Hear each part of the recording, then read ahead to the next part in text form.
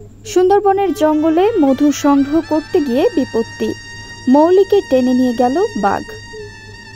সুন্দরবনের জঙ্গলে মধু সংগ্রহ করতে গিয়ে ঘটল বিপত্তি।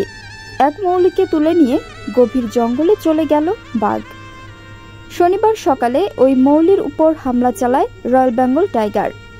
জানা যাচ্ছে, বাঘের শিকার হওয়া মৌলির নাম গোপাল মল্লিক। যদিও ওই মৌলির দেহ এখনো উদ্ধার হয়নি।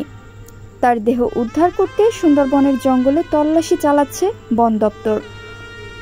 সাধারণত সুন্দরবনের জঙ্গলে মধু সংগ্রহে যাওয়া মৌলিদের নিরাপত্তা দেওয়ার কথা বন বিভাগের। তারপরেও কেন এমন ঘটনা, তাই নিয়ে প্রশ্ন উঠতে শুরু করেছে। গোপাল পাথর প্রতিমার জি প্লট গ্রাম পঞ্চায়েতের বাসিন্দা। এখনও তার দেহ না মেলায় দুশ্চিন্তায় রয়েছে পরিবার। জানা গিয়েছে, গোপাল মল্লিকের পরিবারে রয়েছেন তার স্ত্রী, 2 মেয়ে এবং 1 ছেলে। কোনোভাবে সুন্দরবনের জঙ্গল থেকে কাঁকড়া ধরে এবং মধু সংগ্রহ করে তার সংসার চলে। শনিবার সকালে তিনি অন্যান্য সঙ্গীদের সঙ্গে সুন্দরবনের গভীর জঙ্গলে মধু সংগ্রহ করতে গিয়েছিলেন। সেই সময় বাঘ গোপালের উপর ঝাঁপিয়ে পড়ে।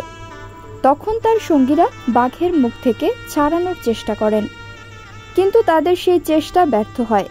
শেষ পর্যন্ত গোপালকে তুলে নিয়ে গভীর জঙ্গলে ঢুকে পড়ে বাঘ। এই ঘটনায় তার সাক্ষীরা বন দপ্তরকে খবর দেয়। খবর পেয়ে শ্রমিকদের দেহ উদ্ধারে তল্লাশি শুরু করেছেন বন দপ্তরের কর্মীরা। প্রসঙ্গত, প্রতি বছরই সরকারি নিয়ম মেনে মৌলিরা সুন্দরবনের জঙ্গলে মধু সংগ্রহ করতে যান। সেক্ষেত্রে বন বিভাগের তরফে তাদের বিশেষ নিরাপত্তা দেওয়া হয়। গভীর জঙ্গলে মধু সংগ্রহ করতে গিয়ে বাঘের বিপদ যেমন থাকে, তেমনি থাকে দুষ্কৃতীদের ভয়, যারা মধু চুরি করে। সেই কথা মাথায় রেখেই বন দপ্তরের তরফে মৌলিদের বিশেষ নিরাপত্তা দিয়ে থাকে বন দপ্তর। এবারও বলা হয়েছিল, মৌলিদের নিরাপত্তার জন্য বন দপ্তরের টহলদারি দল থাকবে। ফলে মৌলিরা কোনো সমস্যায় পড়লে টহলদারি দল দ্রুত সেখানে পৌঁছে যাবে। তবে তারপরেও এই ঘটনায় নিরাপত্তা নিয়ে উঠছে প্রশ্ন।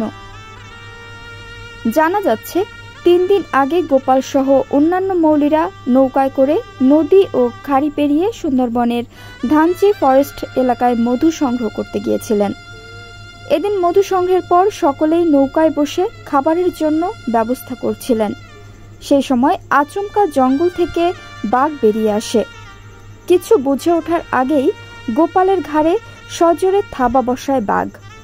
অন্যান্যরা প্রতিরোধ করা সত্ত্বেও বাঘটি গোপালকে তুলে নিয়ে গভীর জঙ্গলে চলে যায়। এমন ঘটনাকে কেন্দ্র করে অন্যান্য মৌলিদের মধ্যে ব্যাপক আতঙ্ক ছড়ায়।